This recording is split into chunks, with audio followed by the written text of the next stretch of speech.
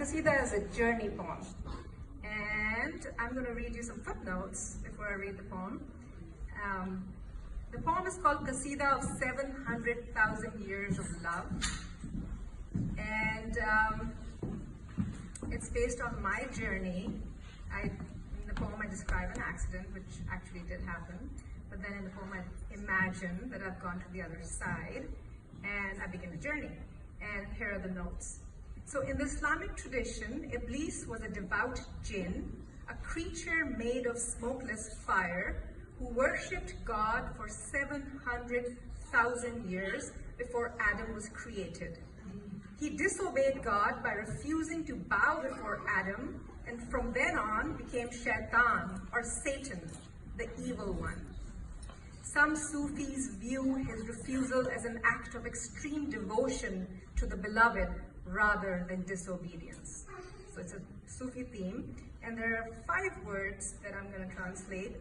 Isha is the name of the nighttime prayer, Fajr is the pre-dawn prayer, Zohar is the early afternoon prayer, Asr is the late afternoon prayer, and Maghrib is the evening prayer. Qasida of 700,000 years of love. So death's muscle was pulp, a breeze past a dandelion, its hold frost, a weak clam gripping me when the Honda fell into a crater off the interstate. True, the last breath was thin as a veil caught in thorns, but it was swift, and I entered Iblis's study. No river of pus, lava, or honey, no plank to walk, but the punishment of another journey, 700,000 years of service. How Iblis loved God before the cosmos, before our polished clay, our high brow, our delicious sin. It must have been Isha time on earth. His room in the swirling infinity was a closed tulip, a peeling thing with heavy petals, windows open with desire for the one who teaches love even to moss, scale, concrete.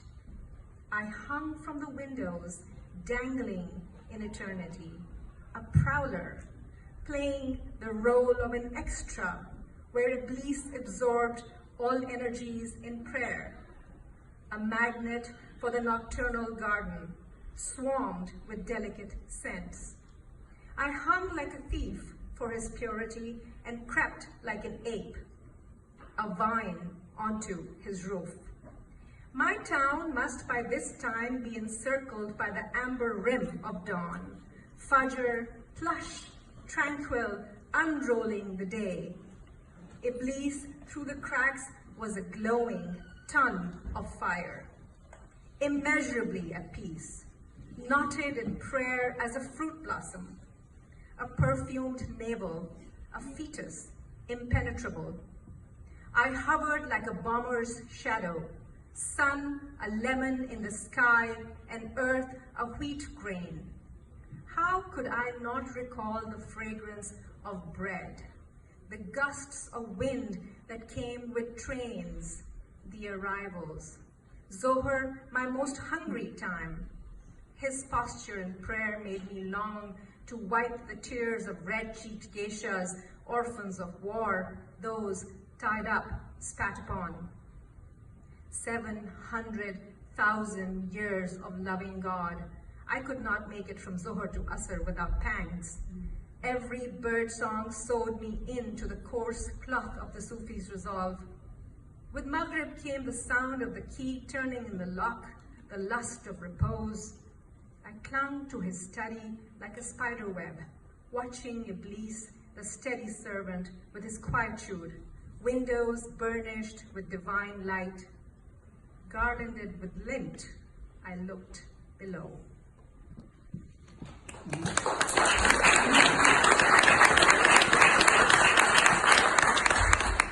I'm going to read another poem. This poem was first published in Shadab many years ago. It's for Lisa Steinman, my mentor at Reed, my thesis advisor. She's been my mentor at Reed and since Reed. And so this is called Notes for My Husband. I showed Yusuf to the amethyst morning when he was born. Kettle drums play 4 at a time, each tuned to play its own note. Each he would swallow whole with my vertical voice in Urdu, and watch with his cardamom eyes the slow flare of Van Gogh's sunflowers, the silk ascent to Victoria's Peak, the concave shine of mango achar. He is slender like pine nuts and keen on butter. Yasin prefers honey and tells me the sun on the front door smells like library soap. I feel the light lathering the knob as I open it. The house is filled with jazz and bagpipes, Iqbal's poems on marble construction paper.